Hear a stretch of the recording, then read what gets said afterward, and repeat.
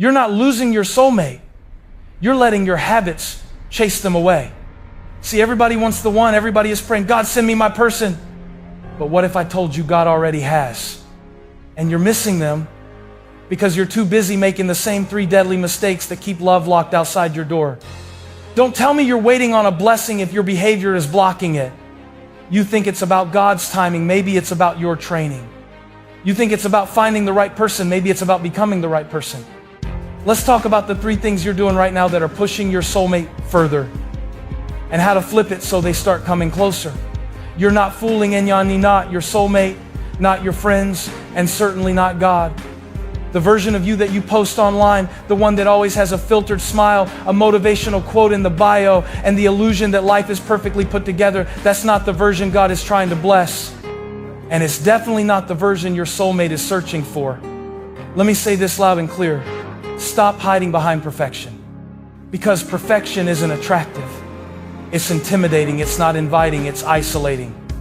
And the more you try to appear flawless, the more you're building a wall that keeps real love from ever getting close to you. There's somebody out there who's not looking for a model on a pedestal. They're looking for someone real, someone who has been through it, felt pain, faced some storm sand, chose to stand up again anyway. But how are they ever going to find that in you if all you ever show is the polished version?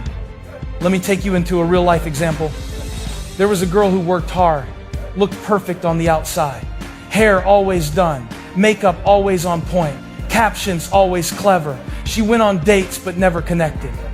She smiled through every coffee meetup, talked about goals, vision boards, and morning routines, and yet every single time things fizzled out. And you know why? Because when he asked, tell me what hurts you, she changed the subject. When he said, what's something you're still healing from, she laughed it off. When he got close, she backed you up emotionally. Why? Because somewhere deep inside, she believed that if someone saw her brokenness, they'd walk away. She thought, if I show the real me, they won't stay. But listen to me, if they leave when they see your truth, they were never meant to stay.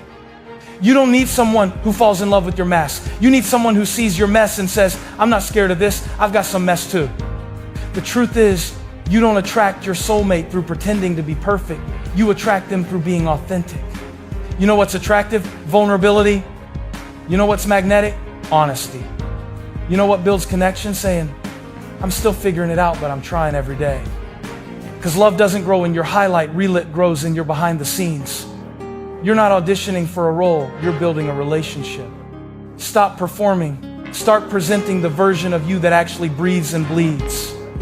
That version, the one that cries sometimes, that overthinks, that prays and wonders if God hears, that gets triggered, that's healing from that childhood wound. You never talk about that version is worthy of love too. That version deserves a seat at the table. That version is the one your soulmate has the capacity to love. But here's the twist. They can't love what you won't reveal. And I get it, vulnerability feels risky. You've been hurt before. You've been ghosted after opening up. You've shared your truth and someone used it against you. So now you've built up this image that you think will protect you. But protection is not connection. And safety is not always sacred. Sometimes God is asking you to take the risk of being known because real love only enters through the door of realness. Your perfection may impress people, but your truth will inspire them. Let them see the tears behind the strength. Let them hear the silence between your victories. Let them meet the you that's still being put back together because your soulmate isn't coming to admire your polish. They're coming to partner with your purpose. Do you know how many people are walking around lonely not because they're unlovable, but because they're unavailable? Emotionally unavailable, spiritually guarded, present in body, but absent in soul. That's what hiding behind perfection does. It makes you visible, but not touchable. It makes you known, but not understood. And that's not what God wants for you. God is not writing your love story with a filter. He's writing it in your reality. In the tears you cried at 2 a.m., in the courage it took to forgive, in the strength it takes to keep believing in love when your past keeps giving you reasons to give up. So if you want your soulmate to recognize you show up as you, flawed, human, healing, beautifully unfinished, because the real you is not too much. The real you is not too broken. The real you is exactly what someone is praying to find. let that version be seen. Let that version be loved. Let that version receive the blessing that God has been holding back, not because he's punishing you, but because he's waiting for the real you to show up. And when you do, don't be surprised when love shows up too. You keep saying you're looking for your soulmate, but you're spending your time, your energy, and your emotions on people who were never meant to be permanent. You're entertaining the wrong people and wondering why your heart still feels empty. It's not that your soulmate isn't coming, it's that your soul is too crowded with counterfeits to recognize what's real when it arrives. Let's be honest. You know they're not right for you. Deep down, you feel it. There's that quiet ache every time you get off the phone with them. That heavy silence when they say all the right words but give all the wrong energy. You go to sleep questioning it, wake up doubting it, and yet you keep holding on. Why? Because the fear of being alone is louder than the wisdom of walking away. But let me tell you something that may shake you. Every minute you give to the wrong person is a moment you delay meeting the right one. Your soulmate isn't going to chase you through situationships, confusion, or chaos. They're walking in alignment. And if you're too distracted by the wrong connection, you'll miss the one God actually assigned to your destiny. There's a story I know about a woman who had been dating someone for 3 years. 3 years of almost. 3 years of excuses. 3 years of being introduced as a friend, of feeling second place, of crying after dates that were supposed to be romantic but always felt like rejection in disguise. Every time she thought of leaving, the what ifs screamed louder than the truth. She believed that maybe, just maybe, she could change him. That maybe one day he'd wake up and choose her fully. But that day never came. And one day, sitting in her car after another painful conversation, it hit her. I'm not confused, I just don't want to accept the answer. And the answer was this: he's not the one. She finally walked away, not because she stopped loving him, but because she started loving herself more. And it was only then, after she created space, after she cleared the noise, after she finally said no more to, almost that a real connection walked into her life. Someone who didn't need to be convinced.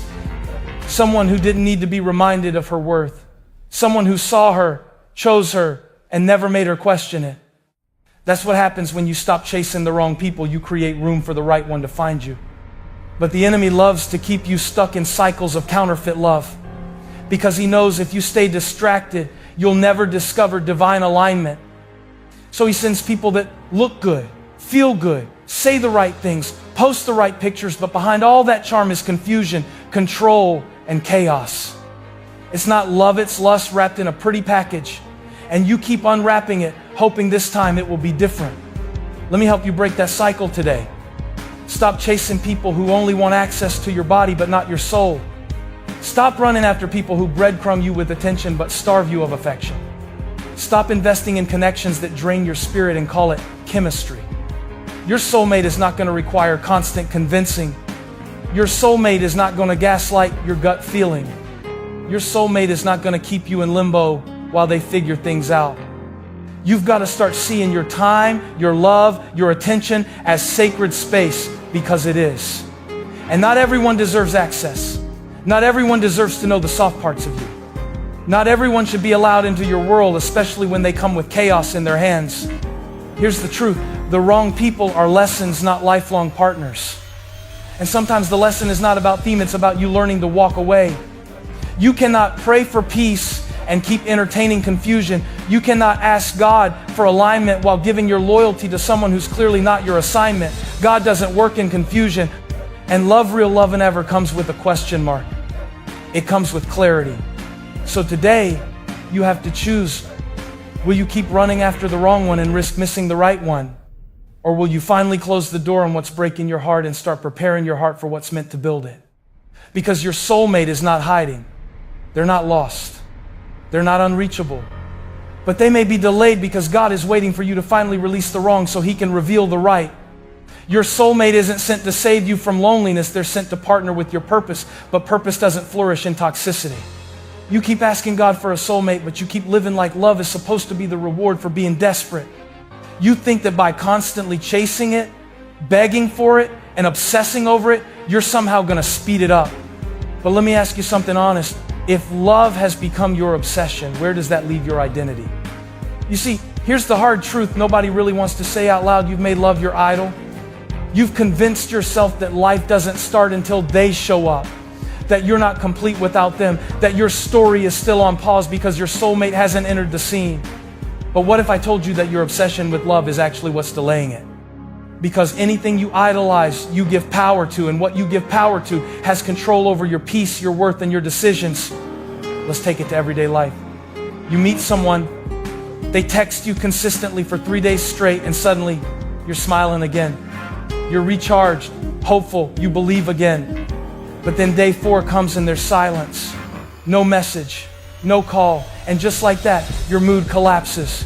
You start checking your phone every 5 minutes. You reread old texts. You question if you said something wrong. You begin to spiral. Why? Because your joy was never rooted in you. It was built on them. You made them the center of your emotional stability. You handed them the pen and said, "Here write my worth." But here's what's dangerous. When your identity depends on being loved by someone else, you will tolerate things that destroy your spirit just to keep them around. You'll call inconsistency chemistry. You'll call anxiety butterflies. You'll call manipulation mystery, all because you're addicted to the idea of being chosen. But listen to me, you are already chosen. By the one who created you, by the one who knows every hair on your head and every crack in your heart and still says, "You are mine." The problem isn't that you're not loved. The problem is that you've been trying to get from people what only God can give. And when your soul is starving for affirmation, you'll take crumbs and call it a feast. This is why your soulmate hasn't shown up yet. Not because they're lost, and not because you're unworthy, but because your heart is still bowed to the wrong altar. God loves you too much to let you build your life on a person. He wants you grounded before you're gifted. He wants you whole before your partner. He wants your identity rooted in Him, not someone else's opinion of you. Because when you finally meet your soulmate, it should be two complete people walking together, not two broken souls trying to patch up the holes in each other's self-worth. There's a woman I knew who used to say, "I just want someone to love me so I can finally feel good about myself." And I told her, then you're not ready for love, you're ready for healing. Because if love is the only thing that makes you feel worthy, then without it, you'll feel worthless. And that's too much pressure to put on another human being. That's not partnership. That's emotional dependence. Let me give you a visual. Imagine building a house. You're laying down bricks, and with every brick, you're whispering, maybe this next one will hold everything together. But you're building on sand. No foundation, no structure, just feelings. Then a storm comes, disappointment, rejection, silence, and the whole thing collapses. That's what it's like to build your life around needing a soulmate to feel validated. But now imagine this. You build on rock, on your values, on your healing, on your purpose, on the truth that you are already enough, already loved, already seen. When that same storm comes, the house might shake, but it stands. Because your worth is not negotiable. Because your joy is not dependent on someone else choosing you. It's grounded in the fact that you've already been chosen by the one who matters most. So if you really want your soulmate to come, stop obsessing and start aligning. Stop begging and start building. Start showing up for yourself like you already have the love you've been praying for. Become the person your soulmate is praying for, not the person desperate to be rescued. Because love doesn't thrive in obsession, it thrives in overflow. It's not born from fear, it's born from freedom. When you finally realize that you are not waiting to be completed, but that you're already whole, you won't just attract love. You'll attract the right love. You don't need someone to fill your gaps. You need someone who honors the strength it took to fill your own. So let go of the idol. Let go of the timeline. Let go of the belief that your life is on hold until someone shows up. Live now. Heal now. Grow now. Because when love finally comes, it will not find you desperate. It will find you ready. You keep saying you're waiting on God to send your soulmate, but you're not becoming someone who knows how to recognize them. You're praying for someone emotionally mature, spiritually aligned, purpose-driven, but you're still stuck in patterns that contradict the love you say you want. Let's be honest. Sometimes it's not the delay that's the problem, it's your development. You can't just want a healthy relationship, you have to prepare for one. You want someone who listens, who communicates clearly, who handles conflict with grace and maturity, but do you? You want someone who knows how to lead with love, not ego, but are you showing up with a soft heart or a guarded soul? You want someone patient, but are you constantly testing their limits to see how far they'll go before they give up? You can't keep asking God for a high-quality connection when you're still operating on low-vibration behavior. Because your soulmate is not coming to fix your dysfunction, they're coming to partner with your growth. You say, I want a man who knows how to lead. But when a real one shows up, you get uncomfortable. You've been so used to chaos, so addicted to drama, that peace feels boring. Stability feels foreign. Real love feels too slow because trauma taught you that love must come fast, loud, and full of anxiety. So when it doesn't, you start to sabotage it. Let's talk real life. There's a story about a guy who kept getting into short-term relationships, 6 months here, 8 months there, maybe a year. And every time it ended, he would say, women just don't understand me. They're not loyal. They're too emotional. But when he sat down with the mentor asked one question, who are you becoming in the waiting? He had no answer. Because the truth was, while he was focused on what kind of woman he wanted, he hadn't taken any time to become the kind of man who could actually sustain that kind of relationship. And that's where many of us get stuck. We focus so much on the arrival of the right person, we ignore the preparation required to meet them in wholeness, not desperation. A soulmate isn't just a reward, it's a responsibility. You don't just attract who you want, you attract who you are. So maybe it's not that your soulmate is late. Maybe they're waiting for you to level up. You've got to be honest. Are you really ready to handle someone who communicates their needs clearly? Or do you still shut down the moment a tough conversation happens? Are you ready for someone who has emotional depth? Or are you still afraid of vulnerability and calling it being strong? Are you ready to be seen completely? Or are you still performing, pretending, and hoping they fall for the version of you that looks good on social media? Because let me tell you, your real love sees everything. It doesn't fall in love with your filters, it falls in love with your flaws and decides to stay anyway. But in order for that kind of love to arrive, you've got to be bold enough to grow into the version of yourself that can handle it. Preparation doesn't mean perfection. It means self-awareness. It means intentional growth.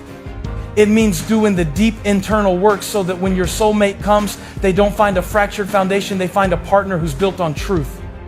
There's a woman I spoke to who said, I've been single for years, but I know I'm ready for something real. When I asked her what she had done to prepare, she said, I've started therapy. I've set boundaries with my family. I've stopped dating people who show red flags I used to ignore. I've focused on my spiritual life and created peace in my own space. That's preparation. And when love, Camerial love, she was ready. Not because she was perfect, not because she had it all figured out, but because she had done the inner work to hold what she had once prayed for. So if you're praying for your soulmate but still living in cycles, ask yourself this. What needs to shift in you so that love doesn't just find you but stays? Because it's not just about attracting the right person. It's about being the right person when they arrive. You can't shortcut this. You can't fake this. And you definitely can't rush this. God isn't withholding your soulmate to punish you. He's protecting the connection by maturing you. He's given you space to evolve, to heal, to stretch into the version of yourself that can handle the blessing without breaking under its weight. So don't just wait, grow. Don't just wish work. Become so whole that when love shows up, it's not your rescue, it's your reward for who you've become. You say you're ready for your soulmate, but you're still holding on to people God told you to let go of. You're asking for a fresh start while keeping your arms wrapped around a past that's been draining your soul. Let me be real with you. You can't step into new love while dragging old wounds. See, some of you are not single, you're emotionally occupied. You've got someone living rent-free in your heart, and yet you're praying for someone new to move in. That's like trying to renovate a house while refusing to evict the damage. You're not stuck because love isn't coming. You're stuck because you're still attached to someone who already showed you they weren't your future. But here's what hurts. We don't always hold on because it's good. We hold on because it's familiar. Because even pain, when it's predictable, feels safer than the unknown. You keep telling yourself, we have history, but history doesn't mean destiny. You keep saying, maybe they'll change, but every version they've shown you so far has chipped away at your self-worth. So you sit in this emotional limbo, 1 foot in healing and 1 foot in hoping they'll finally realize your value, hoping they'll apologize, hoping they'll come back with the love you deserve. But here's the truth you've been avoiding. God already showed you their character. You saw the inconsistencies. You felt the anxiety. You lost sleep. You lost peace. You started questioning yourself just to keep them. And still, you stayed. Let me ask you this. What does it cost you to keep waiting for someone who never truly saw you? Because every time you entertain the wrong one, you delay the right one. Every time you answer that late night, I miss you text, you're telling God, I'd rather recycle confusion than wait for clarity. Every time you scroll through their page, checking to see if they've moved on, you're feeding an attachment that's been robbing your future. That's not love, that's addiction. That's trauma bonding. That's soul confusion. Let me bring it to everyday life. There was a woman who said, I can't stop thinking about him. Even though he hurt me, I still miss him. So I asked, when was the last time he made you feel safe? When was the last time you felt celebrated, not tolerated? She couldn't answer because her memory was romanticizing the idea of him, not the reality. And this is what many of us now don't miss them. We miss who we hoped they'd become. We miss the fantasy we created in our heads while ignoring the facts that unfolded right in front of us. God will not send you someone healthy while you're still clinging to emotional poison, because He knows that real love requires space, mental space, emotional space, spiritual space. And right now, the space where your soulmate could live is still occupied by a ghost. You're letting someone who's not even present keep you from being fully available. And it's not just about romantic exes. Sometimes it's about emotional baggage from friendships that broke you, family members who never believed in you, or self-hate that crept in through past rejection. You're dragging all of that into your desire for new love and then wondering why nothing sticks. God cannot bless who you pretend to be, and He cannot grow you past what you're not willing to release. Some doors don't need to be gently closed, they need to be slammed shut and locked. Some people don't need closure, they need distance. Because closure is not a conversation, closure is a decision. It's when you stop giving CPR to things that God already declared dead. It's when you stop calling it potential and start calling it what it is, delay. Letting go isn't weakness. It's warfare. It's standing up for your future. It's choosing alignment over attachment. It's realizing that your heart deserves peace, not performance. God is not asking you to forget the pain. He's asking you to free it, to stop checking their story and start writing your own, to stop keeping the door cracked and finally walk through the one He's been holding open for you. Because here's the promise. When you let go of what was, you make room for what will be. When you release the fake, God sends the real. When you say no more, heaven says, now you're ready. So if you've been praying for love, ask yourself, what am I still holding on to that's blocking my blessing? Because your soulmate is not going to battle your past to reach your heart. They deserve a full you, not a version still haunted by someone who let you down. You've cried enough. You've questioned enough. You've carried enough. It's time to let go because they deserve to be free, but because you do. You keep asking God to send you someone faithful, someone true, someone who will love you with intention and consistency, but you keep entertaining people who give you confusion and call it love.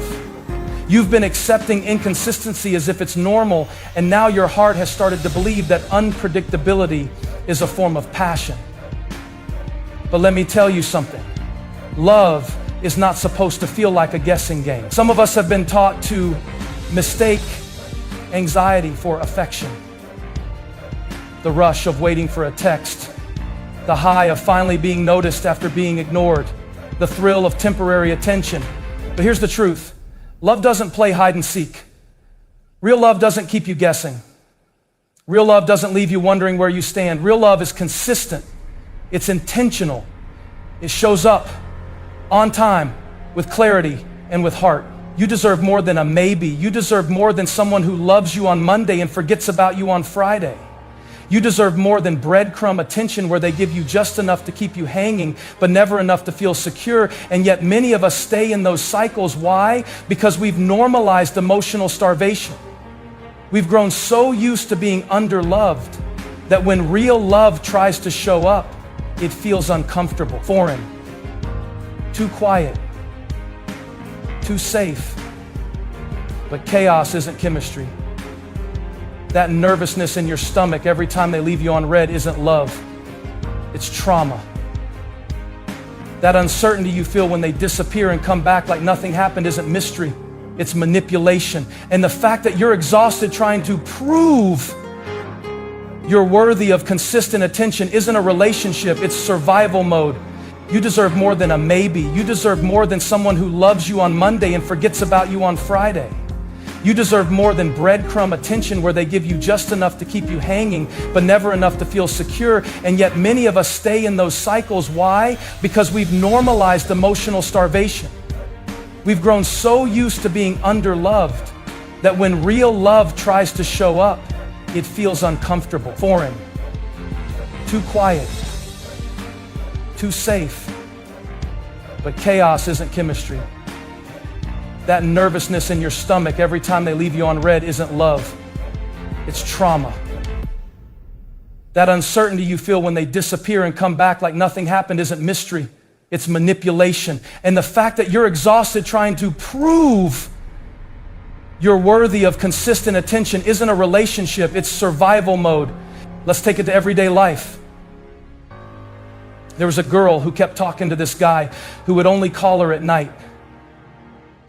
Never made plans, never checked in when she was sick, never asked about her goals. But when she threatened to leave, he'd say, "I'm just not good at expressing myself."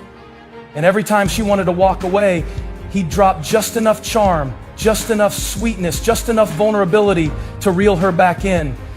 Till one day she realized she wasn't being chosen, she was being convenienced. He didn't love her, he just didn't want to lose the comfort of her attention. And that day, she chose to walk away, not because he told her she was hard to love, but because she finally believed she was too valuable to be played with. That's what so many of us need to learn. Consistency is not too much to ask for. It's the bare minimum. When someone is serious about you, you won't have to decode every message or overanalyze every interaction. You won't have to shrink yourself or overperform just to stay in their orbit. Because love that is real pursues with clarity. It builds, it doesn't break. It aligns, it doesn't confuse. It gives peace, not paranoia. But here's the deeper question.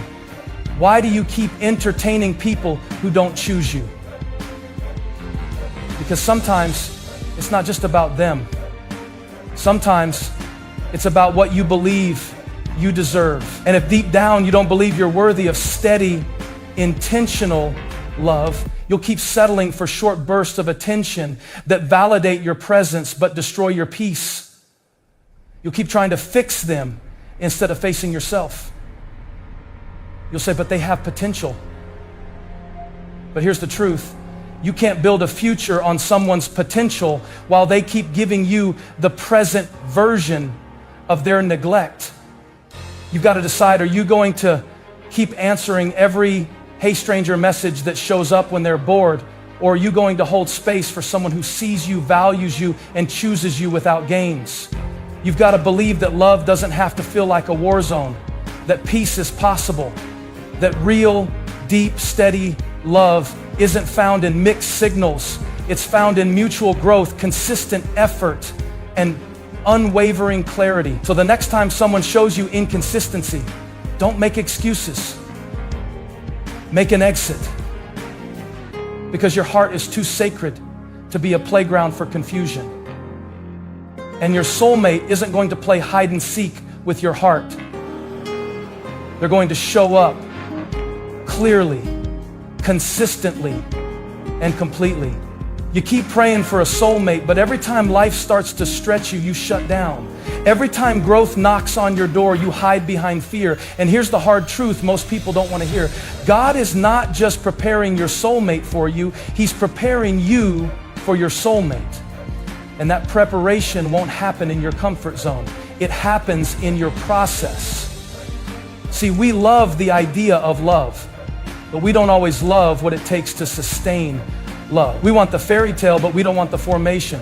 We want someone loyal, healed, intentional, emotionally intelligent, but are we becoming the kind of person who can recognize and reciprocate that kind of love? Let's talk real life. You say you want someone who communicates openly, but do you know how to be vulnerable without pushing people away? You want someone emotionally stable, but are you still letting your past control your reactions in the present? You want someone who values you, But do you know your value when no one is validating you? We want someone who will stay when life gets hard, but we're not always willing to confront the hard truths within ourselves. We avoid healing, we avoid therapy, we avoid growth, and instead we hope that love will just fix it. But love doesn't fix what you refuse to face. And your soulmate isn't your therapist. They're not coming to fill the emotional gaps you keep avoiding. They're coming to complement your wholeness, not complete your brokenness. This is why personal growth is not optional. It's necessary, because what you won't confront now will confront your relationship later. That unhealed insecurity, it'll show up when they don't text you back fast enough. That unresolved abandonment issue, it'll show up every time they need space and you feel panic. That poor self-minion, it'll whisper lies when they love you well.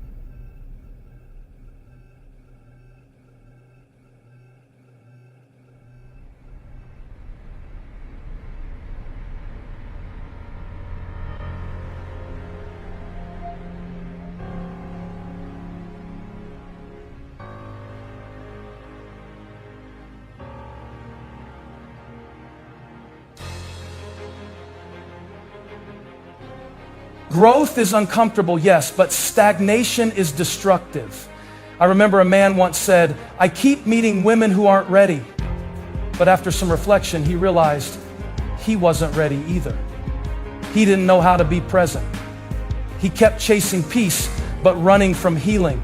And when he finally got serious about his own emotional maturity, it changed the kind of women he attracted and the kind of man he became. Here's the deal. You attract on the level of your healing. If you're full of unspoken pain, you'll attract people who confirm that pain.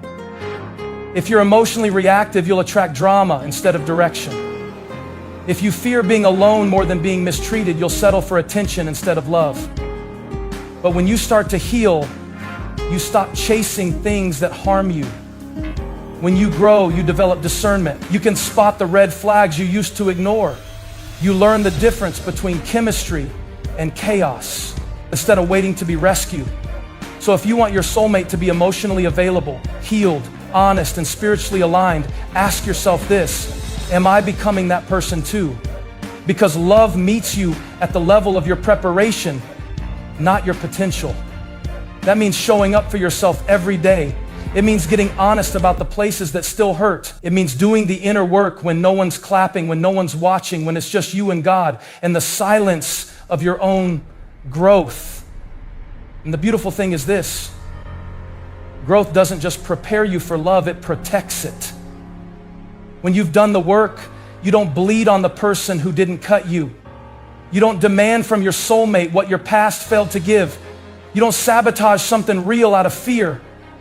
It might leave. You show up with confidence, not arrogance, but quiet confidence that says, I know who I am, and I'm ready to love and be loved without losing myself. God is not withholding your soulmate to punish you. He's protecting you. He's giving you the space to become. He knows that the best version of you will attract the kind of love that doesn't just excite you, but builds you. So the next time you ask, why am I still waiting? Ask instead, what is God still growing in me? And lean into that. Because the work you do today will shape the love you live tomorrow.